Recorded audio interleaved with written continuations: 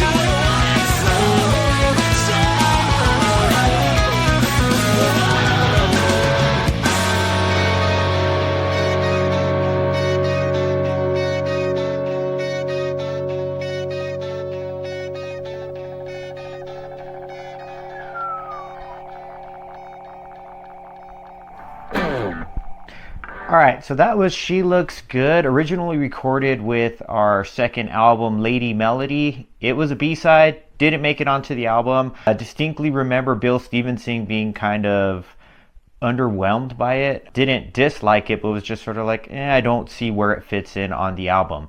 Put it on the shelf, and it was part of our 2023 Iodine Recordings release, OTRA, which if you haven't picked it up, links down below, and it's definitely a good one.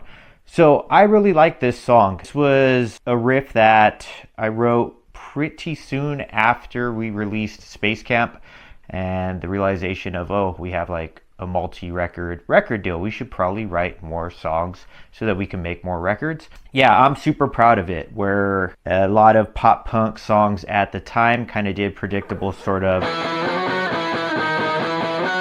type stuff. This is like the opening riff.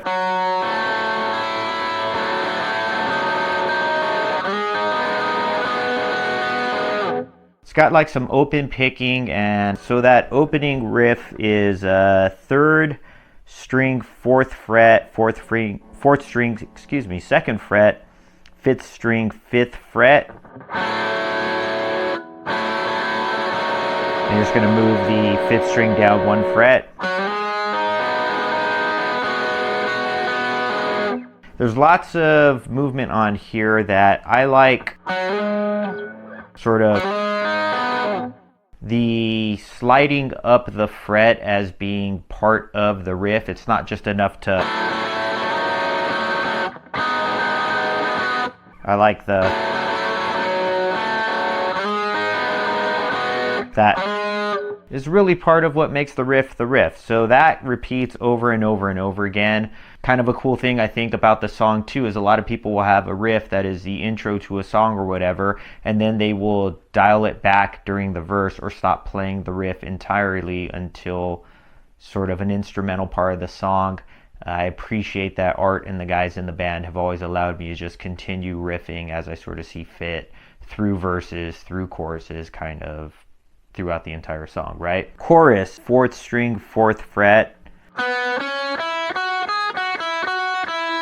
So 4, 6, 5, 7.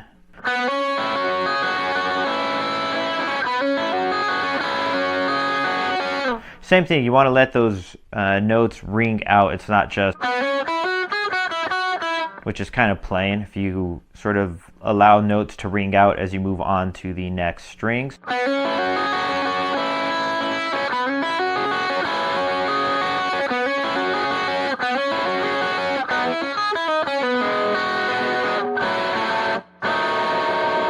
And that's pretty much the song until we get to the bridge. I love this song because it has a very pronounced bridge, which I think makes a song.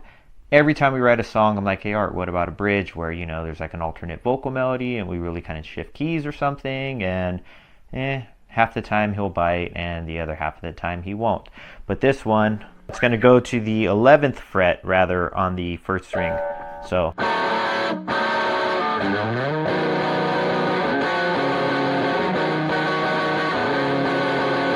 So it's 11, 9, 9 across 1, 2, and 3. Then it's 9, 8, skip a fret on the 3rd string, 11 on the 4th.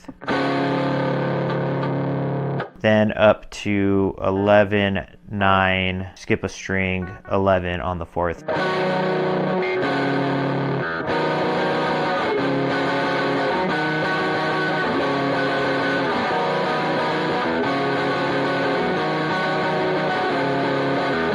Cool. Then it goes 3rd string, 4, 6, 4th string, 6, 5, 4 on the 5th string.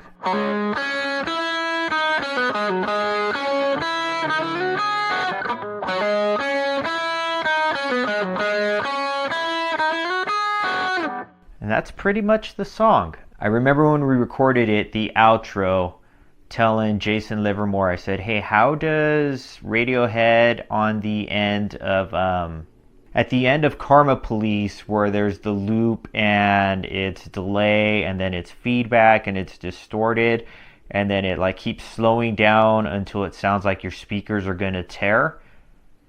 So that's what I told him. I'm like, hey, I want to do that thing with delay where it sounds like the speakers are gonna tear. And Jason, rather than being like, what the hell are you talking about, he was able to sort of recreate that and jack up the end of the song, which I think is super cool.